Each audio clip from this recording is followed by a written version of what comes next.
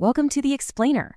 Today, we're jumping into a topic that's, let's be honest, probably keeping a lot of IT leaders up at night. How in the world do you create a disaster recovery plan for something as wild and complex as an AI system? Now, this is part 3 of a big 15-part tutorial from Virtualization Options LLC. And this is where we really get into the nitty-gritty. We're moving past the basics and diving into the specific recovery objectives and metrics that will either make or break your AI DR plan. So, what's on the docket today? Well, first, we're going to start with the stuff we all know, the standard objectives. Then we'll get to the fun part, the new AI-specific metrics that are total game changers. After that, we'll see how to put this into practice by tiering your systems. And finally, we'll talk about how to know if any of this is actually working. Okay, let's dive in.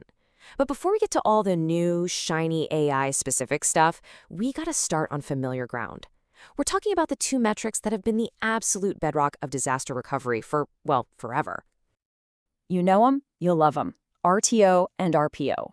But with AI, the context here gets pushed to the extremes. Think about it.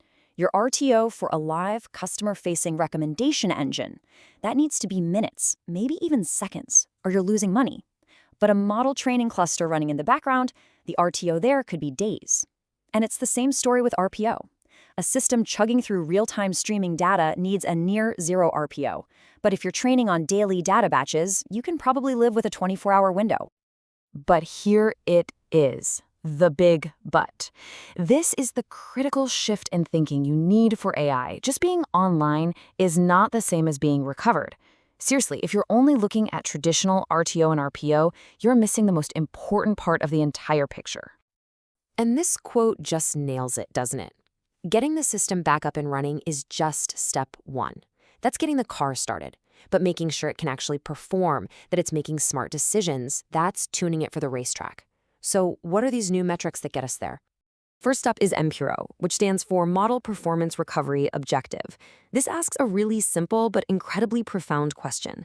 After we recover, is the model actually smart again? A restored model could be online, it could be running, but it could be making absolutely terrible predictions. MPRO forces you to define and then measure what good actually looks like after a disaster. Next up, we've got FFO, or the Feature Freshness Objective. I mean, we all know an AI model is only as good as the data it's fed, right? So if your fraud detection model is back online, but it's using data from 4 hours ago, well, it's completely blind to what's happening right now. FFO is the metric that makes sure your recovered model isn't making today's decisions based on yesterday's news. And finally, there's IQO, the Inference Quality Objective. Let's be real. Recovery is rarely a clean flip of a switch. You're often limping along for a bit, running in a degraded state. IQO is the metric that lets you have a grown-up business conversation about that messy reality. Can we live with a 5% dip in our model's accuracy for the next 2 hours? IQO is what forces you to define that acceptable level of pain instead of just hoping for the best. Okay, so now that we have these new, much more nuanced metrics in our toolbox, we can finally get away from that one-size-fits-all disaster recovery plan. Now we can start prioritizing our AI systems based on what they actually do for the business. This kind of tiering model is how you explain your DR spending to the business. It makes perfect sense. You can clearly show that a Tier 1 system like your real-time fraud detection needs that premium, gold-plated recovery solution, because if it fails, the impact is immediate and severe. But for that Tier 4 experimental model your data scientists are playing with, you can probably go with a much more cost-effective approach. This is what an intelligent, defensible DR strategy looks like. And here it is. This is the big payoff slide. This is where we map our business tiers to all those technical objectives we just talked about. It's a clear blueprint for action. And just look at Tier 1. It's not just about a super fast RTO and RPO. Notice the MPRO is immediate, and there's no degradation in quality allowed. But as you move down the tiers, you can see where the business can handle a little more risk, which in turn means you can be way more flexible and cost-effective with your recovery solutions. So we've got our tiers, we've got our objectives, we're done, right? Not quite.